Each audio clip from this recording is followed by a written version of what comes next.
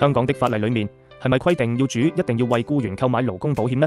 法例絕對係有規定一定要買嘅，但係都有例外情況。有啲無限公司，如果一家人自己做，我哋以前好多啲士多咪一家人自己做，冇請伙計嘅，全部都係屋企人嚟，而且唔係有限公司嚟，嗰啲係冇法例保障佢哋嘅，所以佢哋唔買都可以嘅。勞工保險最低的保額有冇強制買幾多？勞工保險唔同個人保險，個人保險你譬如買100萬就賠100萬啦。勞工保險係根據法例嘅需要嘅賠償去賠，所以冇話上最高幾多最低幾多，通常係以人頭計嘅，或者計佢工種啦，或者人工。如果保險公司拒絕承保，咁冇買勞工保險仲需唔需要承擔法律責任？梗係要啦，有一啲工種係太過高危嘅，譬如我所知嘅啲潛水維修員啊，嗰啲好高危嘅，唔係間間保險公司肯承保嘅，咁你要努力去揾啦，揾到當然個保費都唔會平啦。但係都要買㗎。如果真係一間都揾唔到承保嘅，你唯有唔做㗎咋。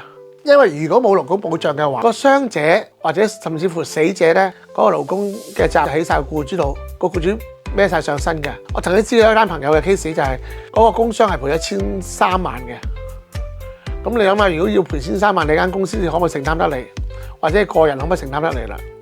如果承擔唔嚟咧，可能就為咗個人嘅受傷，就需要清盤，甚至個人都要破產。但係呢個都係其一，其二，你良心過唔過意咧？佢係要賠千幾萬，你可能破咗產，你賠得3幾萬，你就冇錢賠啦。咁人哋個生活以後點咧？作為僱員，發現公司冇幫我買勞保嘅話，應該怎樣維權？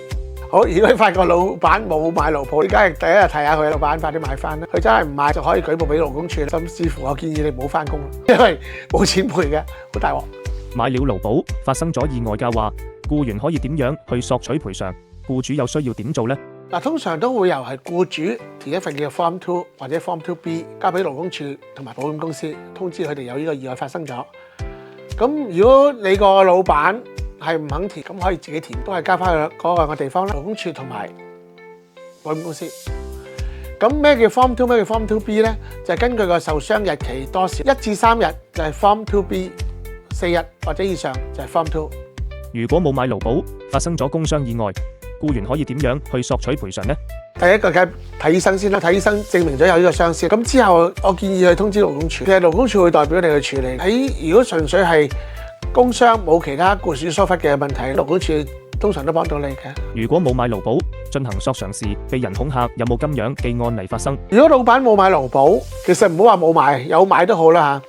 而家往往僱主咧會有個方法想你將大事化小，最基本咧就會啲公司會有啲職員可能你上司會第一陪你去睇某啲醫生，你自己相熟嘅醫生啦。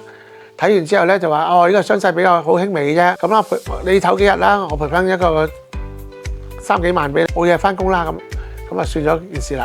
咁有冇買過嘅話，好多時公司會咁做啊？點解咧？